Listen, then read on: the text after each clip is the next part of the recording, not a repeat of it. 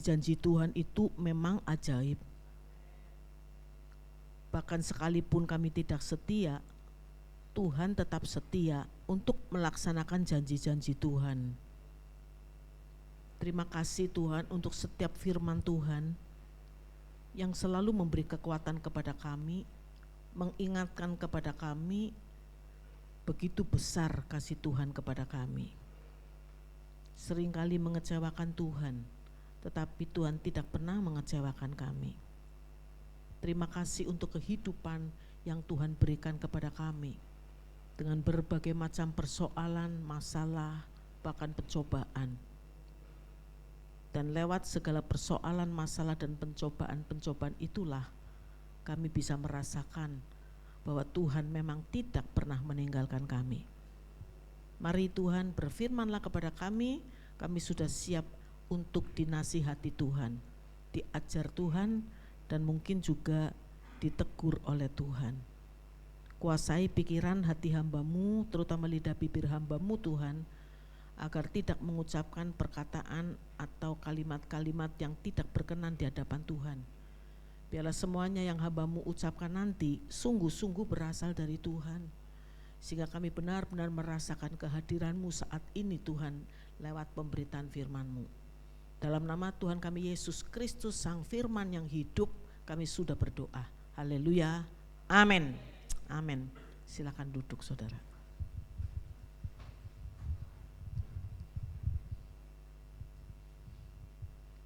Kita hidup bukan karena melihat, amin, tapi karena percaya.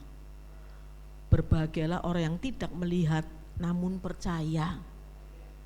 Saudara-saudara dan saya gak pernah ngelihat kan, maksudnya para nabi, para rasul, terutama para rasul, para murid-murid Tuhan Yesus, mereka itu mengikuti Tuhan selama kurang lebih 3,5 tahun, menyaksikan kehebatan dari Tuhan, yang sakit disembuhkan, ya saudaraku, 5 roti 2 ekor ikan bisa kasih makan 5.000 orang. Mereka ngelihat, mereka menjadi saksi dan mencatat.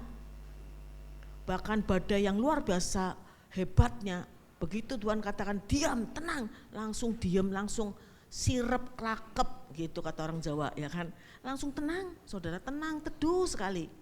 Setan pun takut kepada Tuhan, orang mati pun bisa dibangkitkan. Mereka semua melihat dan mencatat, dan catatan-catatan itu yang tertuang dalam Alkitab kita membaca dan mendengar, tapi nggak ngelihat kan. Saya ingin sampaikan buat saudara loh, ya, saudara nggak ngelihat loh. Kenapa percaya? Saudara mengalami masalah berat dalam hidup ini, apalagi yang sudah 50 tahun ke atas, jatuh bangun menghadapi kehidupan ini. Tapi saudara tetap setia loh, tetap yakin percaya akan kasih Tuhan yang tidak pernah berubah. Saudara, saya ingin sampaikan ya, Tuhan itu terharu terhadap saudara. Amin. Terharu, bangga sama saudara. Oleh sebab itu, bagaimana kita bisa membalas kasih Tuhan dan tetap menyenangkan hati Tuhan, tetap membanggakan hati Tuhan? Lewat apa saudara? Lewat ketaatan kita melakukan firman Tuhan. Jangan ke gereja nyanyinya bagus, semuanya tuh semangat kayaknya, tapi apa betul saudara-saudara yakin dan percaya, sesungguh-sungguhnya percaya? Jadi saudara, maka hari ini saya akan berbicara tentang penguasaan diri. Tuhan ingin supaya hidup kita itu dimampukan oleh Tuhan untuk bisa menguasai diri. Karena menguasai diri itu menurut saya sangat penting. Begitu kita gak bisa menguasai diri, bisa-bisa terjadi perkelahian, pembunuhan, saling membunuh, saudara, saling memukul, saling menyakiti hati. Kalau kita tidak bisa menguasai diri, maka firman Tuhan itulah yang akan mengajarkan saudara-saudara dan saya hidup menjadi tenang. Amin saudara, lebih tenang, ya kan, selalu ada kelegaan. Kenapa? Karena kita percaya bahwa Tuhan tidak pernah meninggalkan kita.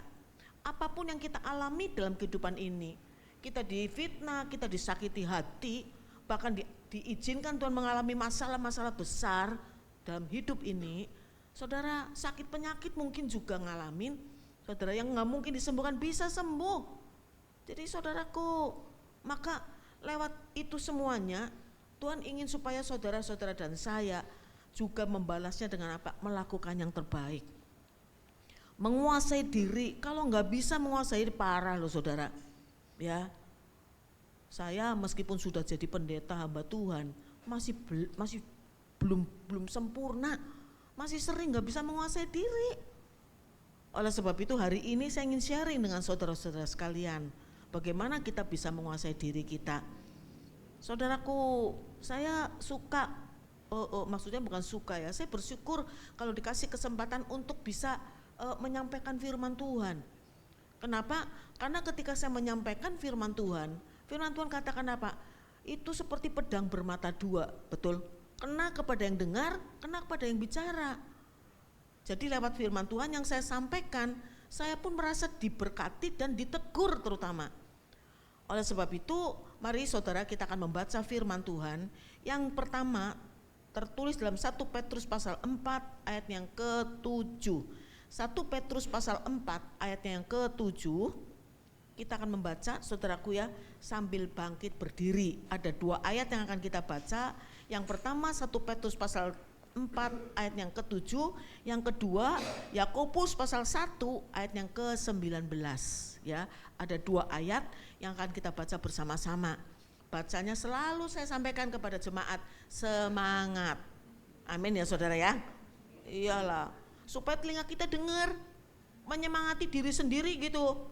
Kalau bahasa olahraganya itu self talk, ngomong sendiri gitu. Dermimil di dalam lapangan tuh pertandingan itu saudara, saya suka begitu. Semangat, ayo, bisa begitu loh saudara. Ketika atlet saya tanding juga saya semangati, semangat. Jangan mau kalah, tidak boleh kalah, semangat begitu. Ngomongnya tuh ada intonasinya tuh begitu. Saya nggak mungkin semangat ya, menang syukur, kalah nggak apa-apa gitu. Jangan saudara ya kan. Semangat baca 2 ayat ini ya saudara ya. Amin. Yang pertama 1 Petrus pasal 4 ayat yang ke-7 kita baca bersama-sama. 1, 2, 3. Kesudahan segala sesuatu sudah dekat. Karena itu dan supaya amin. Kuasai diri, jadilah tenang supaya bisa berdoa. Ya kan? Kalau kita nggak tenang, sulit doanya. Ntar doanya ngaco gitu. Ya, doanya marah sialan gitu ya. Jangan saudara kan. Ya, kuasai diri, jadilah tenang supaya engkau bisa berdoa. Yang kedua Yakobus pasal 1 ayat yang ke-19. Yakobus pasal 1 ayat yang ke-19. 1, 2, 3. Hai saudara-saudara yang kukasihi, ingatlah ini. Setiap orang hendaklah tapi dan amin. Makasih, silakan duduk saudara. Cepat mendengar, lambat bicara, lambat untuk marah. Kita kan enggak, ya. Lambat mendengar, cepat bicara. Jadi dengar sesuatu tuh enggak diolah dulu tuh, enggak tenang dulu, enggak berdoa dulu. Mendengar sesuatu yang menyakiti hati kita enggak bisa menguasai diri. Jadi enggak bisa tenang. Langsung jeblak, lu jual gua beli juga lo, gitu saudara kan. Ya kan, ini kan semua mantan preman kan. Iya, sama lah saudara. Ya, mana ada tampar pipi kiri kasih pipi kanan, tampar pipi kiri jab kanan masuk, gitu saudara ya. Jadi saudaraku, tapi firman Tuhan ajarkan kepada kita kuasai diri, tenang, supaya supaya bisa berdoa. Saudara, itu saya lakukan loh saudara. Ya, kenapa? Karena saya yakin percaya, karena mengalami, kita bisa menguasai diri kita, saudara. Ketika mendengar firman, membaca firman, mendengar suara Roh Kudus, baru bisa dalam keadaan tenang. Makanya kalau saya marah, saudara, saya nggak akan ketemu dulu sama orangnya. Itu tips yang saya kasih buat saudara. Jangan ketemu dulu. Kalau ketemu langsung nih, biar pendeta juga lupa kalau dia pendeta, ya kan? Langsung bak marah gitu saudara. Tapi berbeda kalau kita nggak ketemu dulu, berdoa dulu, tenang berdoa, langsung pikiran kita jadi positif.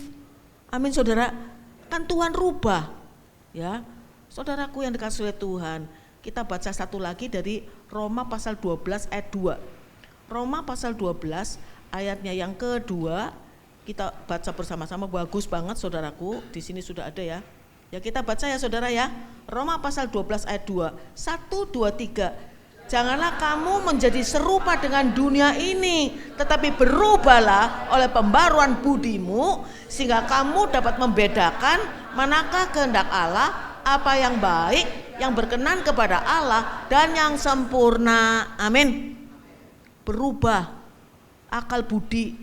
Kalau terjemahan bahasa Inggrisnya itu be you transformed by the renewing of your mind. Ya, orang Jawa kalau ngomong Inggris begitu tuh. Be you transformed by the renewing of your mind. Saudara, berubah oleh apa? Mind, pikiran. Mungkin ini akal budi ya saudara, maksudnya tuh mind kita loh, pikiran kita tuh berubah sehingga dapat membedakan. Kuasai diri, tenang, berdoa, dan apa? Firman Tuhan muncul. Ya, saudaraku, berubah, pembaruan pikiran. Setelah pikiran kita dirubah oleh Tuhan, kita bisa membedakan mana yang kehendak Allah, mana yang bukan kehendak Allah, mana yang baik, mana yang tidak baik. Kalau kita dalam keadaan tenang, benar apa benar? Pasti benar lah ya saudara ya kan. Saudaraku ya, tapi kalau kita nggak tenang, kita nggak menguasai diri, nggak bisa berdoa, langsung emosi. Saudara, ada banyak contoh yang nggak mungkin saya sampaikan semuanya. Begitu tidak menguasai diri, terjadi perkelahian, percekcokan, pembunuhan. Saya punya famili ya saudara ya, hidup di Australia, sudah berkeluarga, hidup di Australia, hidupnya enak banget loh saudara. Kita ngelihatnya juga tenang lah gitulah, pokoknya luar biasa enak di sana. Punya anak 2 saudara. Lalu tiba-tiba iparnya, saudara saya ini, famili saya ini laki-laki. Jadi iparnya, adik dari istrinya datang saudara. Mulai terjadi prahara, ya kan, terjadi masalah-masalah timbul saudaraku. Bahkan kalau di Australia itu kan dapat uang saku dari pemerintah gitu kan saudara ya, itu pun diambil sama dia. Jadi famili saya nggak tahan gitu kan, udah ditegur berkali-kali tapi nggak berubah saudara ya, dan nggak mau kerja, pokoknya nyebelin gitu saudara. Akhirnya saudaraku ditegur ya, cuman ketika menegur itu kata-kata kalimatnya itu terlalu menyakitkan, nggak bisa menguasai diri. Akhirnya apa? Akhirnya iparnya yang dengar juga nggak bisa menguasai diri. Akhirnya saling menantang, ayo keluar. Di luar itu berkelahi saudara. Dan si ipar itu bawa pisau. Wah, sama famili saya ditusuk mati saudara. Masuk penjara saudaraku. Bayangkan, karena tidak bisa menguasai diri, dalam keadaan marah mengeluarkan kata-kata yang menyakiti.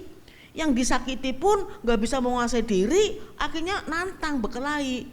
Tidak bisa menguasai diri, melakukan pembunuhan gitu saudara. Jadi saudaraku yang dikasihi oleh Tuhan, makanya pikiran ini penting. Pikiran ini kumpulan dari syaraf-syaraf. Pikiran atau otak itu kan kumpulan syaraf. Di otak kita tuh syaraf-syaraf kita, seluruh yang ada di tubuh kita semuanya ada di sini, di otak kita. Makanya saudaraku, ketika ada penyumbatan, katakanlah syaraf tertentu ada penyumbatan, ini kacamata ada keinginan buat ngambil tapi tersumbat. Syaraf yang untuk bergerak di tangan itu nggak bisa, ya. Itulah terjadi stroke namanya saudaraku. Jadi saudara, kalau otak kita beres, ya bisa membedakan yang baik, yang nggak baik, yang benar, yang nggak benar, yang berkenan kepada Allah dan yang tidak berkenan kepada Allah. Kalau kita bisa menguasai itu, saya yakin dan percaya saudara tidak akan pernah melakukan atau menyatakan sesuatu yang nggak benar, karena sudah bisa menguasai. Jadi saudaraku, kita olahraga saja itu syaraf itu penting banget saudara. Begitu syaraf kita nih yang di otak itu mikirnya negatif. Contoh nih, ada pertandingan bergu Uber Cup ya. Pada saat kan biasanya begitu kan, kita pertandingannya itu di round bawah dulu ya kan. Pada saat di round kualifikasi, saudara, Indonesia tuh kalah saat itu ya, kalah dari Jepang saat itu, saudara. Nah, saudaraku, salah satu pemain tunggalnya itu bagus, tetapi pikirannya negatif. Kenapa? Karena lawannya bagus banget drop shotnya. Jadi pukulan-pukulan serangan itu tajam-tajam, membuat lawan-lawannya itu nggak bisa bergerak, saudara. Selalu kalah langkah gitu. Nah, termasuk tunggal putri kita itu. Jadi saudaraku, pada saat kualifikasi ketemu sama Jepang kita kalah. Gara-gara salah satu yang penyebab kalahnya tuh dia. Kenapa? Karena pikirannya negatif, jadi bola di depannya pun nggak bisa ngambil syarafnya, saudara. Ya, itu contoh saja loh, betapa pentingnya kita tuh jaga pikiran kita. Karena di situ kumpulan syaraf, bergerak, berbicara, itu di situ loh, saudara. Nah, pada saat mau ketemu di final, saudara, kita kumpul, saya doa. Tapi sebelumnya saya kasih tahu, kamu nih jangan punya pikiran negatif, yakin, percaya. Karena kebetulan sama-sama Kristen, sama-sama satu iman, saya bilang jangan pikiran negatif, kamu pasti bisa ngambil, melangkah, warming up yang benar gitu. Kalau kamu mesti siap, begitu dia drop shot, bola naik ke sana, drop shot, kamu udah lihat kemana, kamu langsung melangkah gitu. Puji Tuhan, bisa, saudara, menang. Amin, saudara. Karena otaknya beres gitu loh. Jadi saudaraku, makanya penting banget gini. Kata Muhammad Ali, seorang jagoan olahraga, seorang juara itu adalah ketika dia bisa menguasai syarafnya, gitu, saudara, ya kan. Jadi bisa menguasai, ketika otak kita pengen lari cepat ke kanan, langsung diperintah, langsung bisa cepat gitu ya. Begitu otak memerintah smash ke kirinya, langsung bisa gitu, saudara. Artinya Muhammad Ali betul ya, bahwa ketika seorang atlet itu bisa memerintah syarafnya, melakukan apa yang diinginkan, itu pasti hebat. Demikian juga saudara-saudara di dalam kehidupan ini. Amin, saudara. Kuasai diri ya, jadilah tenang supaya bisa berdoa. Saudaraku yang dikasihi Tuhan, maka kaitannya dengan apa? Mungkin saya pernah khotbahkan ayat Amsal 4 ayat 23 kalau nggak salah. Itu menjaga hati ya. Ternyata itu kan penting, saudara. Jagalah hatimu dengan segala kewaspadaan. Tuh, saudara. Jadi saudaraku, ternyata jaga hati itu sangat penting. Jagalah hatimu dengan segala kewaspadaan. Saudara, waspada saja sudah hebatan, ya kan? Firman Tuhan katakan apa? Segala kewaspadaan, artinya apa? Artinya dengan sungguh-sungguh daya upaya untuk jaga hati. Kenapa? Karena Matius 15 ayat 19 mengatakan apa? Karena dari dalam hati timbul segala pikiran jahat. Artinya apa? Dari dalam hati timbul segala pikiran-pikiran negatif. Timbul segala rencana-rencana yang jahat ke otak kita. Makanya firman Tuhan katakan apa? Diperbaharui dalam hati dan pikiran, betul? Hati dan pikiran itu, saudara, ada kaitannya.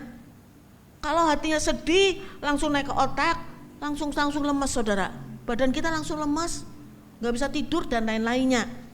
Ketika kita marah, hati kita marah nih, saudara, langsung naik ke otak, langsung memerintahkan syaraf-syaraf untuk mukul, atau memerintahkan mulut kita untuk mengucapkan kata-kata yang sangat menyakiti hati. Terjadi percekcokan, perpecahan, perkelahian, saudaraku. Jadi saudaraku, maka jaga hati yang pertama-tama. Amin, saudara. Karena dari dalam hati ini itu apa ya? Istilahnya, udah naik ke otak kan begitu ya kan, saudara ya. Kan awalnya dari dalam hati. Nah, yang masuk ke dalam hati kita bentuknya apa? Informasi, betul? Yang masuk ke hati kita kan bentuknya informasi. Informasi masuknya dari mana? Dari telinga dan dari mata. Itu, saudara. Makanya step pertama adalah apa yang harus kita lakukan? Jaga tuh, ada filternya. telinga kita dan mata kita harus ada filter, saringan. Jangan mendengar sesuatu itu langsung jebrak, ya kan? Saudaraku, cepat bicara. Itu firman Tuhan tuh komplit, luar biasa ngajarin kita, saudara. Jadi dengar sesuatu itu jangan langsung reaksi dulu. Yang bisa menjaga hati kita, yang bisa memfilter atau menyaring telinga kita dan mata kita, apa yang kita lihat dan kita dengar, itu hanya firman Tuhan. Amin. Ketika dengar sesuatu harus disaring dulu lah. Jadi saudara, dulu saya kalau naik mobil, naik motor gitu kan ya saudara ya, saya anti kalau disalib. Begitu disalib itu ya kurang ajar, gua kejar ya kan saudara, kejar ya. Jadi kalau nggak kekejar dari jauh, gitu saudara kan, bandel. Kita kalau atlet wanita kan tomboy gitu kan ya saudara ya. Sampai pernah saya kejar satu VW gitu, saya naik motor ngejar VW, jatuh saya saudara kan. Jadi diketawain kurang ajar ya kan. Jadi saudara ya, jadi saudaraku yang dikasih oleh Tuhan, maka dulu begitu, tapi puji Tuhan sekarang pikiran jadi positif, betul? Positif lah. Kalau disalib-salib, oh mungkin lagi mau pergi ke airport, takut terlambat, ngono loh, ya kan? Maaf, mungkin kebelet mungkin, ya kan? Kan kita kalau lagi kebelet juga pengennya buru-buru gitu kan, saudara ya kan? Ya toh. Nah, kalau lagi hari Minggu disalib-salib sama mobil apa motor, jangan marah. Kira-kira itu pendeta, ya kan? Atau pengerja. Pemain musik, apalagi kalau hari Minggu naik motor bawa gitar, wis pasti pengerja iki ya kan. Nyalip-nyalip ya saudara. Jadi saudara, jadi bisa loh punya pikiran positif. Amin saudara. Ya itu loh, hati dijaga, ada filternya. Jangan langsung naik ke otak, jangan saudara. Ya, maka bisa mengeluarkan kalimat-kalimat yang nggak beres loh saudara. Ya, dosa. Nah, di samping mendengar atau melihat juga kita jangan melakukan atau membicarakan hal-hal yang nggak benar dong. Kita jaga mulut juga, jaga mulut ya kan, supaya nggak mengeluarkan kata-kata yang membuat orang jadi berdosa juga loh ya saudara ya kan. Dosa karena lidah tuh Yakobus pasal 3, dosa karena lidah. Ini sekaligus saja nih, komplit ini ya kan, firman Tuhannya komplit ini ya. Saudaraku, dosa karena lidah. Lidah itu ya kecil tapi bisa membakar hutan lebat. Nih binatang-binatang buas, kata Yakobus, binatang-binatang buas, sebuas apapun bisa dijinakan oleh manusia. Tapi lidah nggak bisa dijinakan. Itu satu kumpulan binatang-binatang buas katanya, lidah kita loh saudara. Ya kan? Terus kemudian apa? Racun yang mematikan. Nah tuh, racun yang mematikan. Bukan mematikan ketika kita bicara terus keluar racun mati metong orangnya, bukan saudara kan. Tetapi omongan-omongan kita bisa mematikan loh. Maksudnya mematikan semangat mungkin. Makanya saya nggak suka kalau ada pelatih-pelatih saya ketika berbicara dengan para atlet itu ngomongannya negatif. Goblok, udah lu nggak usah jadi pemain badminton, lu pergi ke Priok sana angkat-angkat ini barang saudara. Ya kadang-kadang begitu. Ya omongannya tuh negatif, lu goblok banget sih, diajarin tuh gak ngerti-ngerti. Jangan ke sana smash ke bodinya, smashnya ke kanan ke kiri, makanya out melulu gitu kan, goblok banget diomongin saya marah saudara, jangan dong ya, harus menyemangati, nggak apa-apa itu sudah bagus, tapi kamu coba lebih tengah lagi begitu ya. Positif ketika bukan thinking aja, tetapi positif ketika membicarakan sesuatu juga. Positif ibu bapak yang dikasihi Tuhan. Ketika berbicara kepada anak juga begitu. Angkanya turun, ya jelek, merah lebih banyak merahnya daripada birunya kira-kira gitu ya saudara. Saudara terus marah ya kan, kamu gimana sih ini turunan bapak kek ya. Biasanya mama-mama begitu, kalau pinter aja turunan mama ya kan. Turunan bapak goblok banget tuh, memang otaknya didengkul gitu ya kan saudara. Nanti anaknya jadi lemas gitu loh, harus disemangati gitu. Ketika berbicara kepada anak atau cucu harus disemangati. Kamu memang sudah bagus, tapi harus lebih lagi, ya kan begitu ya saudara ya, ya kan. Jadi saudaraku, mematikan semangat, mematikan iman. Bahaya juga, bisa iman bisa Banyak loh, nggak sedikit jemaat-jemaat itu bisa patah hati, nggak mau ke gereja lagi gara-gara apa? Gara-gara perkataan, ya kan, tersinggung dan lain-lainnya. Nah ini hati-hati, jangan sampai ada perpecahan di dalam gereja, kan begitu saudara. Saya mungkin udah pernah saksikan ketika lagi susah nih saudara, lagi susah, terakhir itu kita punya bisnis itu adalah kita dikasih kesempatan untuk bikin seragam pramuka seluruh Indonesia.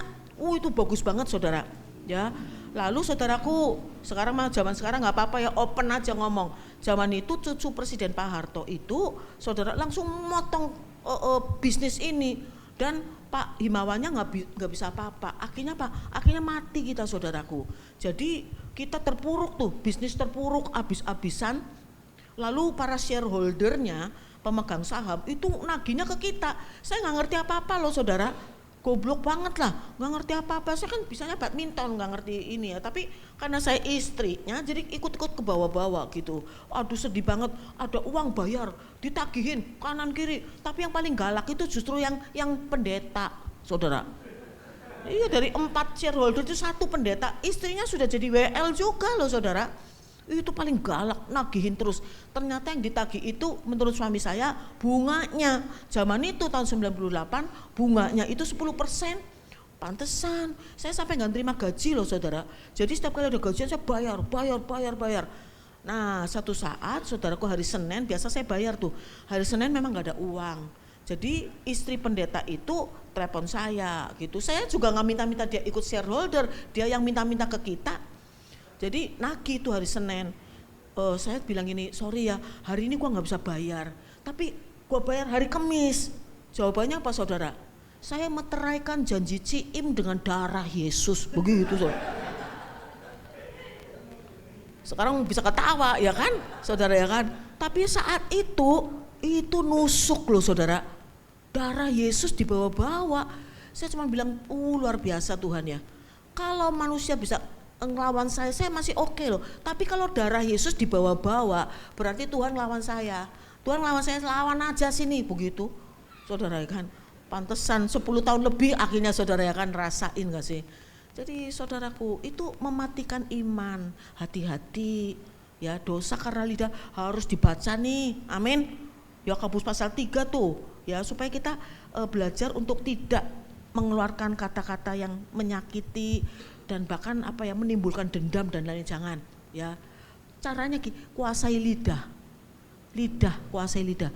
Dari mana? Dari hati, pikiran nih saudara ya. Jadi jangan sampai kita tuh melakukan sesuatu karena nggak bisa menguasai diri, amin saudara ya. Lalu kalau mendengar sesuatu juga kita tuh harus menguasai diri juga ya. Pasti gini nih, ibu-ibu pasti seneng kalau ada ibu-ibu yang lain tuh ngomong gini, Bu Melda, saya mau kasih tahu Bu Melda ya sesuatu, tapi Bu Melda jangan marah ya. Ayo Bu, jawabannya apa? Oh tenang, gua nggak mungkin marah pendeta, gitu kan? Ya, saudara, saya ingin sampaikan, kalau ada orang yang ngomong begitu, lebih baik langsung di-cut. Oke, nggak usah ngomong kalau gitu, karena gua pasti marah. Begitu. Ini orang yang begini jahat, bener nggak sih? Punya niat jahat dia. Ya makanya nggak usah dengerin.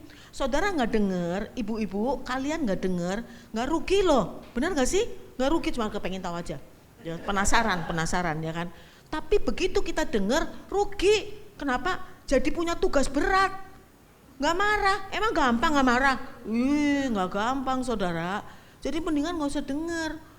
Juga itu penguasaan diri juga sih, penguasaan diri untuk nggak usah denger lah, ya kan. Juga ketika ada ibu-ibu yang ngomong, Bu Melda, saya mau kasih sesuatu penting banget ya, tapi jangan ngomong-ngomong ke yang lain, karena saya cuma ngomong sama Bu Melda saja. Paling seneng kan Bu, ya kan?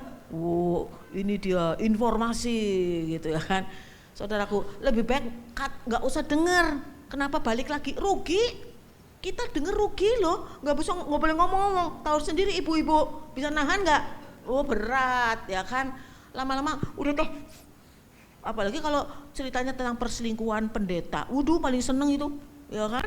Ya akhirnya ditahan nggak tahan, jebol juga. Alasannya Pak, bagi-bagi beban doa. Pendeta itu selingkuh loh, waduh males. Jadi ibu-ibu jaga itu, amin ya ibu-ibu ya, amin ya. Saya ingin jemaat di tempat ini tuh aman gitu, saling mengasihi satu dengan yang lain gitu. Kalaupun terjadi sesuatu ya diampuni sajalah, amin saudara. Iyalah diampuni loh, karena apa? Karena Tuhan bilang apa? Kalau kamu tidak mengampuni, aku gak akan mengampuni kamu juga loh, amin saudara. Ya sudahlah, Tuhan gak pernah kehabisan stok pengampunan. Tuhan juga ingin kita juga selalu ada stok pengampunan, mudah mengampuni, gak apa-apa. Sakit hati Tuhan yang membebat, air mata kita ditaruh di dalam kirbatnya Tuhan. Gak usah khawatir, tenang saja. Sakit hati Tuhan yang memberikan obat yang manjur, hati yang gembira, obat yang manjur, amin. Sukacita, positive thinking saja. Jadi jangan selalu tuh dipikir tuh negatif terus, jangan. Hati yang gembira adalah obat yang manjur. Ini obatnya ibu-ibu yang sudah tuir-tuir ini ya kan. Ya sampai masa tuamu ya kan, aku tetap dia. Sampai masa putih rambutmu pun aku tetap menggendong dia. Makanya saya kasih tahu jangan sampai overweight. Ya kan, kasihan Tuhan, tau gak sih? Ya kan, ya, berat lah gendong kita ya kan. Jadi saudaraku yang dikasihi oleh Tuhan, Tuhan ingin supaya saudara-saudara semuanya tuh bisa menguasai diri. Karena apa yang keluar dari mulut kita itu meluap dari hati, betul gak sih? Ya, yang kita keluarkan itu meluap dari hati. Ya, satu lagi nih bapak-bapak, saya nggak pernah, ini kerjaannya ibu-ibu kalau soal membicarakan orang atau mengangkat sesuatu yang negatif. Karena saya nggak pernah membayangkan ada bapak-bapak yang ngomong gini satu sama lain, Bapak saya mau kasih tahu Bapak sesuatu tapi Bapak jangan marah ya. Kayaknya nggak kebayang pun enggak ya kan. Makanya balik lagi itu urusannya wanita ya. Jadi kaum wanita harus menjadi penopang keluarga, amin. Harus bisa membuat suami itu dihormati gitu loh ya kan. Kan harus begitu, positive thinking, haleluya, amin. Iya, jangan marah ya ibu-ibu ya. Puji Tuhan ya kan. Ya jadi saudaraku, apa yang keluar dari mulut kita itu meluap dari hati, makanya harus dijaga ya. Saudaraku yang dikasihi Tuhan, Tuhan ingin supaya di dalam kehidupan ini nih, hidup saudara bukan karena melihat, tapi karena percaya. Yakin, percaya bahwa ketika kita taat lakukan firman Tuhan bisa menguasai diri. Saudara, kalau kita taat pada firman Tuhan, lakukan dengan setia setiap perkataan Tuhan, Tuhan selalu sediakan upah. Karena Tuhan tidak pernah berhutang, amin. Kok gak mantep loh, amin. Tuhan tidak pernah berhutang, selalu membalas saudara ya. Bisa bicara karena ngalamin, melakukan semuanya seperti untuk Tuhan. Saudara-saudara, saya ini bukan gak sempurna, tidak ada yang sempurna, tetapi saya berusaha luar biasa untuk lakukan firman. Dulu saya kalau marah itu, wah tak endem kayak bisa nggak saya ajak ngomong tuh bisa sebulan 2 bulan gitu. Sekarang itu oke lah ya kan nyanyi aja puji Tuhan. Karena puji-pujian itu kan memberi kekuatan buat kita kan ya, amin ya. Aku percaya Tuhanku ajaib, kau turun tangan, amin saudara. Sebesar apapun masalah saudara, tidak akan lebih dari kekuatanmu, gak akan lebih. Artinya sebesar sehebat apapun pencobaan yang Tuhan izinkan, Tuhan sudah tahu saudara bakal mampu, itu saja ya kan. Dan saya yakin percaya karena ngalamin ketika saya gak mampu, Tuhan turun tangan, amin. Tenang saja ya. Jadi saudaraku, hidup karena percaya. Tuhan terharu sama saudara, Tuhan bangga sama saudara. Terakhir tadi saya minta untuk dicatat sih ya, terakhir saudara ya, kalau kita berbicara tentang pencobaan itu pasti kita larinya kemana? Ayub kan ya toh. Saudara-saudara yang dikasihi Tuhan, Ayublah satu-satunya, mungkin tidak ada yang lain yang bisa ya menghadapi pencobaan yang begitu hebat dan kuat, tidak berdosa di dalam mulut bibirnya, nggak akan kuat saudara. Makanya kita ngelihat Ayub nih, kita buka dari pasal 1 dulu dari kitab Ayub, saudara. Kitab Ayub pasal yang ke-1. Nah ini dia, pasal 1 ayat 8. Saudara, asal muasalnya Ayub menerima atau diizinkan Tuhan mendapat pencobaan berat, asal muasalnya di mana? Tuhan membangga-banggain Ayub, pamer. Tuhan pamer sama iblis tentang Ayub, dipamer-pamerin. Makanya setelah saya mendalami kitab Ayub ini, saya sempat ngomong, Tuhan jangan pamer-pamerin saya ke iblis lah gitu ya. Saudara, akhirnya kan jadi dicobain luar biasa nih ya. Karena Tuhan ngomong begini, ayat 8 kitab Ayub pasal 1. Lalu bertanyalah Tuhan kepada iblis, apakah engkau memperhatikan hambaku Ayub?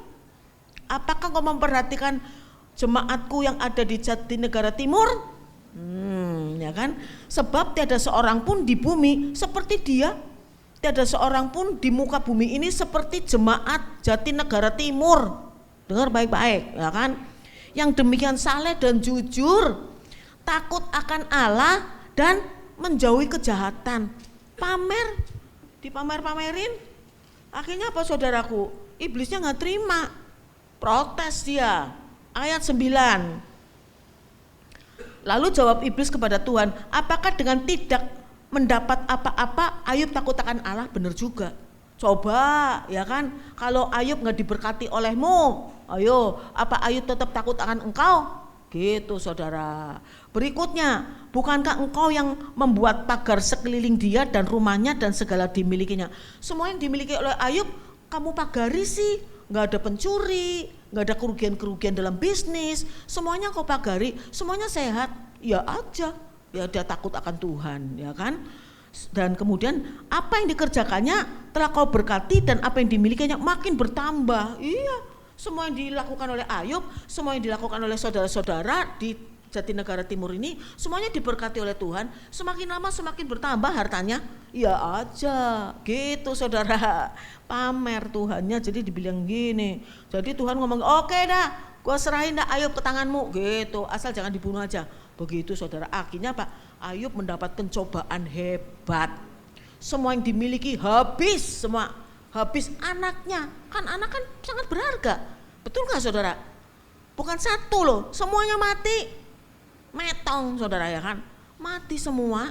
Dan lebih hebat lagi, Ayub mengalami penyakit gatel kudisan borok saudara, dari kulit kepala sampai ujung kaki. Saking gatelnya nggak cukup pakai garuk-garuk pakai kuku, dia ambil beling, pecahan beling, garuk-garuk, sehingga Pak menurut saya itu darah juga bercucuran, pasti badannya bau, sampai pelayan-pelayannya pun nggak mau deketin dia, mengalami seperti itu. Nah saudara, tapi apa yang Ayub lakukan luar biasa, dia mengalami pencobaan itu. Makanya di ayat yang ke-20 pasal 1 Ayub ngomongnya begini, maka berdirilah Ayub lalu mengoyakkan jubahnya dan mencukur kepalanya, kemudian sujud, dia tetap sujud menyembah Tuhan dalam keadaan seperti itu. Ingat baik-baik, ini yang dilakukan Ayub. Ayat 21 katanya, dengan telanjang aku keluar dari kandungan ibuku, dengan telanjang juga aku akan kembali ke dalamnya. Tuhan yang memberi, Tuhan yang mengambil, terpujilah nama Tuhan. Amin. Selalu positif. Ya, kuasai diri, pikiran positif, mulut kita harus mengeluarkan kata-kata yang positif, yang memberi kekuatan buat kita, memuliakan Tuhan, sekaligus menguatkan kita. Kan itu kata-kata sebetulnya menguatkan dia juga. Amin saudara. Tuhan yang memberi, Tuhan yang ngambil. Aku datang ke bumi ini telanjang, ya balik lagi telanjang lagi gitu saudara. Itu kata-kata yang dikeluarkan oleh Ayub, didengar oleh telinganya menjadi kekuatan. Maka penting sekali memperkatakan firman Tuhan. Amin saudara. Makanya firman Tuhan ayat 22 katakan, dalam kesemuanya itu Ayub tidak berbuat dosa dan tidak menuduh Allah berbuat yang kurang patut. Jadi di dalam hal ini semuanya Ayub tidak berdosa lewat lidahnya. Kenapa? Dalam keadaan apapun juga Ayub tetap memuliakan Tuhan. Amin saudara. Nah saudara, Ayub memang nggak diprovokasi, banyak yang memprovokasi sahabat-sahabatnya, dan kemudian belahan jiwanya, tulang rusuknya, nusuk saudara kan. Di pasal 2 ayat yang ke-9 ini si provokator, ya kan, provokator ya. Ngomongnya gini, maka berkatalah istrinya kepadanya, masih bertekunkah engkau dalam kesalehanmu? Kutukilah Allahmu dan mampuslah kamu, gitu. Jadi istrinya sendiri yang memprovokasi, karena mungkin gak tahan juga lihat suaminya seperti itu. Udah lo kutuki aja, kan Allahmu parah banget, kutuki aja terus mati aja, metong aja gitu, saudara. Saudaraku, tapi kembali lagi Ayub tidak berbuat dosa karena Ayub menjawab begini. Nih dengar baik-baik ibu-ibu, hati-hati ya, jangan sampai suamimu ngomong begini, ya kan. Jawab Ayub kepadanya, engkau berbicara seperti apa? Yang keras.